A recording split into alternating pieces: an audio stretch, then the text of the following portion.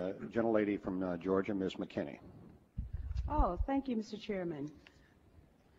Mr. Secretary, I watched President Bush deliver a moving speech at the United Nations in September 2003, in which he mentioned the crisis of the sex trade. The president called for the punishment of those involved in this horrible business. But at the very moment of that speech, Dyncorp was exposed for having been involved in the buying and selling of young women and children. While all of this was going on, Dyncorp kept the Pentagon contract to administer the smallpox and anthrax vaccines and is now working on a plague vaccine through the Joint Vaccine Acquisition Program. Mr. Secretary, is it policy of the U.S. government to reward companies that traffic in women and little girls? That's my first question. My second question, Mr. Secretary, according to the Comptroller General of the United States, there are serious financial management problems at the Pentagon, to which Mr. Cooper alluded. Fiscal year 1999, $2.3 trillion missing. Fiscal year 2000, $1.1 trillion missing. And DOD is the #1 reason why the government can't balance its checkbook. The Pentagon has claimed year after year that the reason it can't account for the money is because its computers don't communicate with each other. My second question, Mr. Secretary, is who has the contracts today to make those systems communicate with each other? How long have they had those contracts? And how much have the taxpayers paid for them? Finally, Mr. Secretary, after the last hearing, I thought that my office was promised a written response to my question regarding the 4 war games on September 11th. I have not yet received that response, but would like for you to respond to the questions that I've put to you today, and then I do expect the written response to my previous question, hopefully by the end of the week. Thank you, Representative. First, the answer to your first question is no, absolutely not. The policy of the United States government is clear, unambiguous, and opposed to the activities that you described. The second question. Well, how do you explain the fact that Dyncorp and its successor companies have received and continue to receive government contracts? I would have to go and find the facts, but there are laws and rules and regulations with respect to government contracts, and there are times that corporations do things they should not do, in which case they tend to be suspended for some period. There are times then that under the laws and the rules and regulations passed by the Congress and implemented by the executive branch, that corporations can get off of out of the penalty box, if you will, and be permitted to engage in contracts with the government. They're not generally not barred in perpetuity. This company was never in the penalty box. If you could proceed to my second question, please. The second question.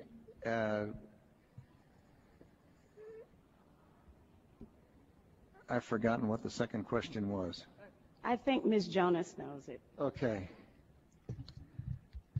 Thank you, Ms. McKinney. I appreciate the question. I appreciate your interest in our department's financial condition, and we are working very hard on that program. I've just come back recently. I understand that you're working hard on it, but my question was, who has the contract? How long have they had that contract, and how much money have we spent on it? In general, we spend about $20 billion in the Department on Information Technology Systems. The accounting systems are part of that. I can get you the exact number for the record of what we spend on our current, what we call legacy systems, and those that we're moving toward. And who has the contracts? That would be a multitude of individuals. Could you name some, please? Well, I think off the top of my head, well, I would rather not. I'd rather provide that for the record. That's not privileged information, is it? I'm sure it's not. Well, please. Yeah. And we still have time, so please. I would be glad to provide for the record. I don't want to talk from the top of my head and be incorrect. On your first question, I'm advised by Dr. Chu that it was not the corporation that was engaged in the activities you characterized, but I'm told it was an employee of the corporation, and it was some years ago in the Balkans that took place. It's my understanding that that continues to take place, and Is that right? Yes. Well, if you can give me information to that I'm effect. sure you are interested in all of the information that I have, and I'll be more than happy to provide it to you. Good, thank you. But I would also like to get information from you. Okay. For example, the information that I just requested about who has those contracts. Let me assure the gentlelady that we'll make sure that this exchange of information takes place. And Mr. Secretary, if you can get back with us on the Dyncorp story, we'll get that to the gentlelady. Thank you, Mr. Chairman. We'll get back on both of the first two questions, but the Congresswoman has raised the other question twice now, and I'd like to have General Myers respond because you mentioned it in the last hearing, and I think it would be helpful to get the answer, even though we're on red, if you don't mind, Mr. Chairman. General Myers, go right ahead. But I would like to have the answer in writing as well, as I thought my office was promised. Okay, I don't know about the promise, Congresswoman, but could you repeat the question to make sure I'm answering the right question? This is 9/11 question. The question was, we had 4 war games going on September 11th, and the question that I tried to pose before the Secretary had to go to lunch was whether or not the activities of the 4 war games going on September 11th actually impaired our ability to respond to the attacks.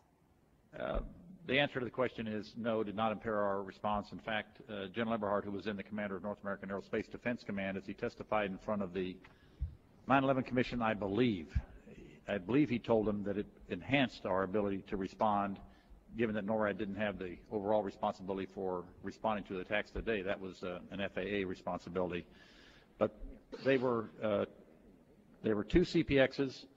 There was 1 Department of Justice exercise that didn't have anything to do with the other 3, and there was an actual operation ongoing because there was some Russian bomber activity up near Alaska. So let me ask you this then: who was in charge of managing those war games?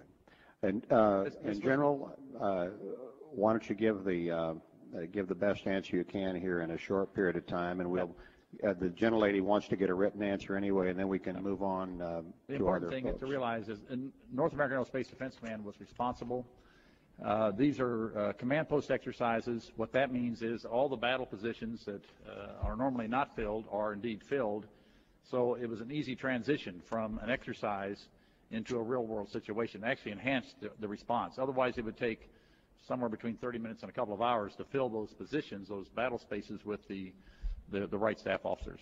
Mr. Chairman, begging your indulgence, was September 11th declared a National Security Special Event Day? I'd have to look back. I do not know.